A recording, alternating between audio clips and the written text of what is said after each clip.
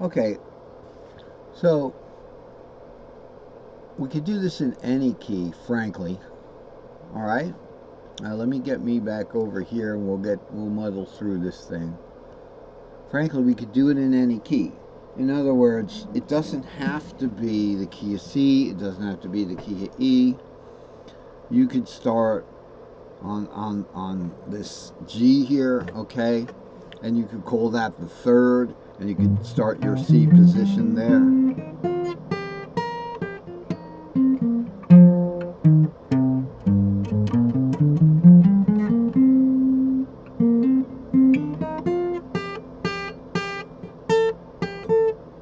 I was going to do something funky there. So that's all that's saying, that the versatility of it. So frankly, you could capo any of the 5 positions from any note, any key. In other words, we don't have to start on the C position. So you could capo on this G here, let's say, if you want, or on the A here, and you could start on whatever position you want. If you started on D, then you would call the A the second. You'd actually be in the key of G, and you can do them up from there, or down, because up we're going in caged, down we're going in a pentatonic positional chord position, caged position. So let's get past that. So we agreed that we could do it in any key, starting anywhere in any position. Okay, so any key gives you about 12. Any position is 5. That's 12 times 5 is 60. Okay, that's 60 possibilities right there, that you can do there. So plenty of choices there. The problem is best shown in the C shape 5 of the E box, but also exists in the modal triad, arpeggios of C minor, G minor. We talked about that. Even if you have a nice 1, 4, 5, right? You know.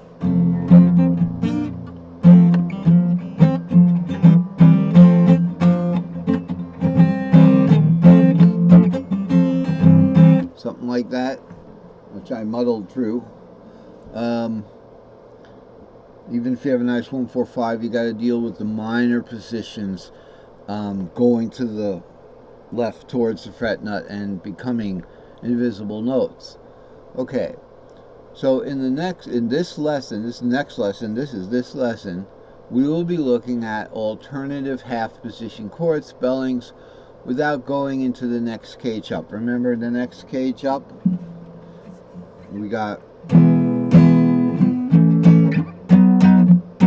that's the next cage up. Same position, next cage up. We don't want to do that. We want to do all the chords from the open position. That's what we're doing. Okay? Using a finger bar, of course, which we can review, and I just did that. Only now we want to play these chords open. This gives rise to the term open half-triad chords, of which there are many, when the modal 7th or the 6th are added to make a 4-note chord. In other words, we're going to have to go to the fretboard pretty soon here, but we're going to be adding the 7th or the 6th of the modal. So let's talk about that. Here we have the Ionian. Its 7th is a major 7th. It's the B in the key of C. White keys, ivories, okay? Now, and the 6th is the A.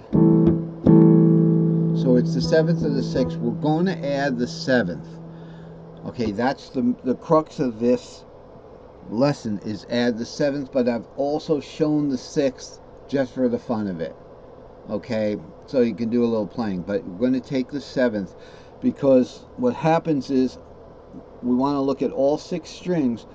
When we don't have a third of the position, okay, we're going to have a string on there that may have no notes that are part of the triad, and that's normal, especially in the diminished triad.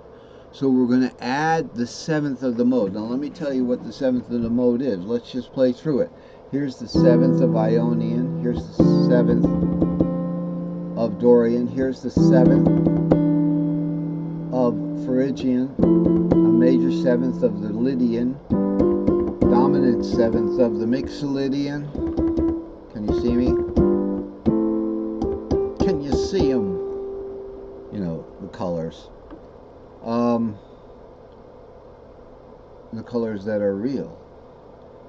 And in the Aeolian, the 7th is the G. So we're talking about modal 7ths here. The 7th is the 6th of the root of the Locrian, the nice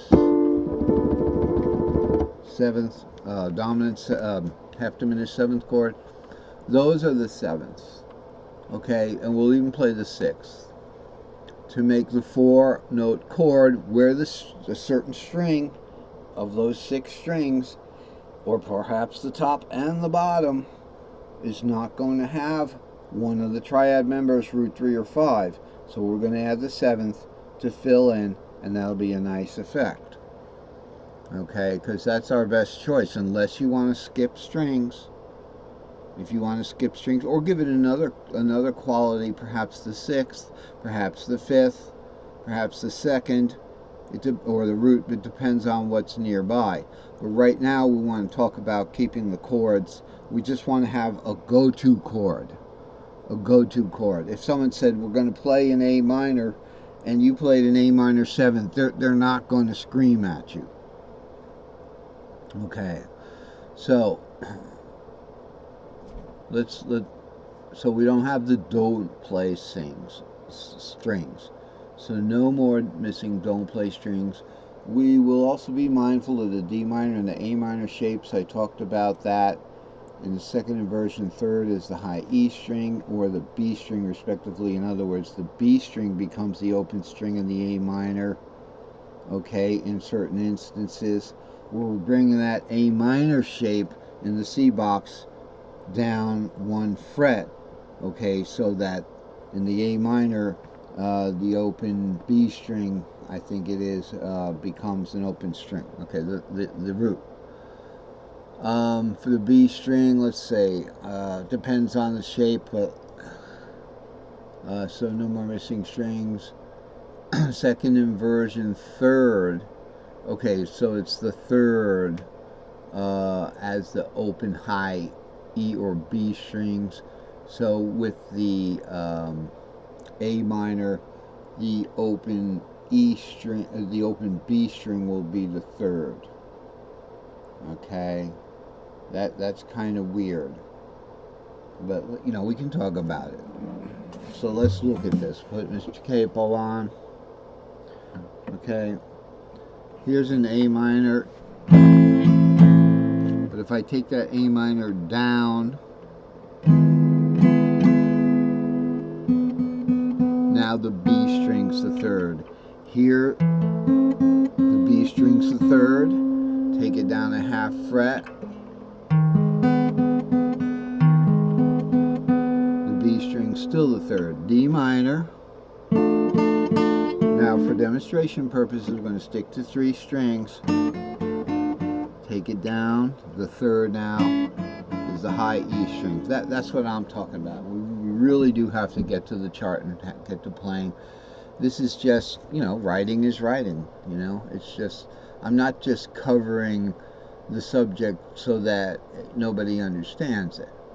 That's why we're digressing every time we read a sentence. We will also be mindful of the D minor. Okay, the starred notes are the ones that are going to be the 7th and the 6th. So we're going to be focusing on them, but we want to play the triad notes. If we have a choice between a starred note and a triad note, we want to play the triad notes because this is about half position chords. Okay, and by the way, the 7th, okay, I mean the 6th and the 2nd, if you look at a pentatonic scale, the 6th and the 2nd, okay, are also part of a pentatonic scale. So those 7ths aren't going to be within that pentatonic scale, but the 6th and the 2nd are. So if you want to know, hey, wait a minute, 7th, what about 6th and the 2nd? What about the 3rd? Well, gosh, if you're doing a D minor, if you're doing a 2